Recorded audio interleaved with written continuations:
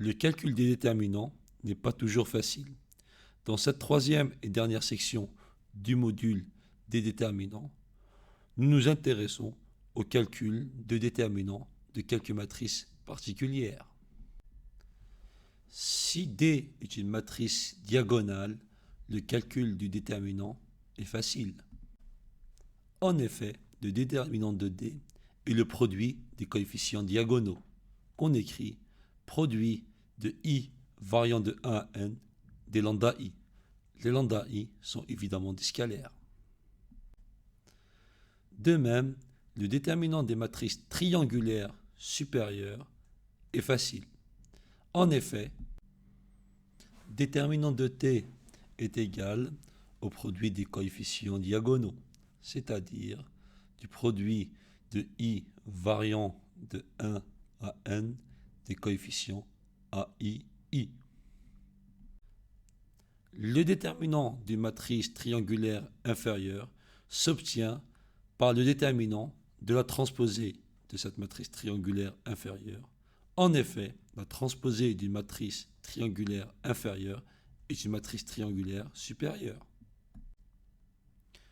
Nous terminons cette section ainsi que le module par le calcul du déterminant d'une matrice classique qu'on appelle le déterminant de Vandermonde.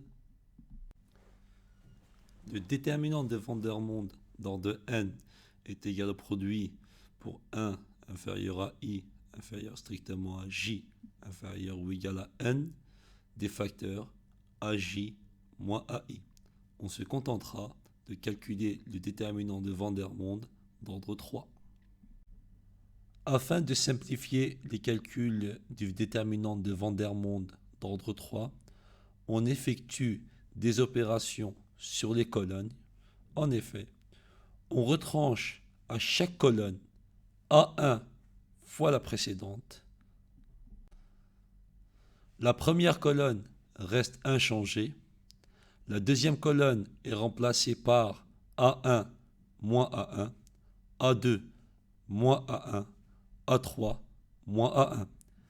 Et la troisième colonne aussi est remplacée par A1 carré moins A1 carré, A2 carré moins A1 fois A2, A3 carré moins A1 fois A3.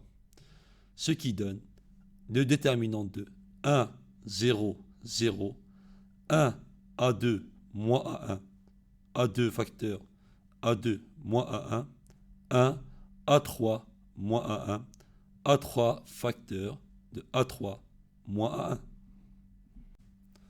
On développe selon la première ligne. On obtient le déterminant d'ordre 2, A2 moins A1, A2 facteur de A2 moins A1, A3 moins A1, A3 facteur de A3 moins A1. On remarque qu'à la première ligne, on a un coefficient commun qui est égal à A2 moins A1.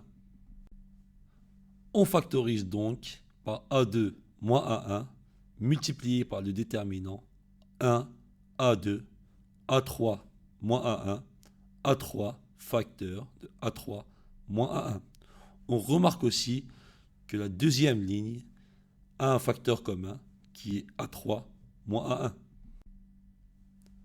On factorise encore une fois, donc le déterminant de Vandermonde d'ordre 3 est égal à A2 moins A1, A3 moins A1 multiplié par le déterminant 1, A2, 1, A3. En calculant le déterminant d'ordre 2, on obtient donc A2 moins A1 multiplié par A3 moins A1 multiplié par A3 moins A2. Dans ce module, nous avons appris ce que c'est que les déterminants d'une matrice carrée, c'est-à-dire un nombre associé à une matrice. On a appris que ce déterminant permet de donner une condition nécessaire et suffisante d'inversibilité d'une matrice. On a appris aussi comment calculer ce déterminant. Et on a retenu le calcul de quelques déterminants célèbres, par exemple les déterminants de Vandermonde.